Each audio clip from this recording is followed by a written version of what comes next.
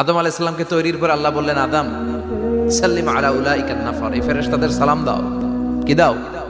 সালাম দাও। কোনো প্রশ্ন নাই, আল্লাহ সালাম দিব কেন? ফেরেশতারা আমারে দিব না কেন? আমি আগে দিব কেন? কথা আছে কোনো? যেই সালাম দিলেন, সালাম দেওয়ার সাথে সাথে ওনার মর্যাদা বাড়িয়ে দিল কে? এত মর্যাদা বাড়ালেন যে নূরের ফেরেশতারা মাটির আদমকে সেজদা দিতে বাধ্য হয়েছে। চিৎকার করে বলেন ঠিক কিনা? তুমি মাটির আদমকে প্রথম সৃষ্টি করিয়া ঘোষণা করিয়া দিলে শ্রেষ্ঠ বলিয়া, তাই তো নূরের ফেরেশতা করে আদমকে সেজদা। সবার চেয়ে সম্মান দিলে মাটির আদমকে। আল্লাহু আল্লাহু পড়েন, আল্লাহু আল্লাহু তুমি জাল্লে জালালুহু, শেষ করা তো যায় না গে তোমার গুণগান। আল্লাহু আল্লাহু সুবহানাল্লাহ পড়েন। কি সম্মান আল্লাহ বাড়াই দিলেন। আল্লাহ বললেন, আদম আজকে থেকে তুমি আশরাফুল মাখলুকা।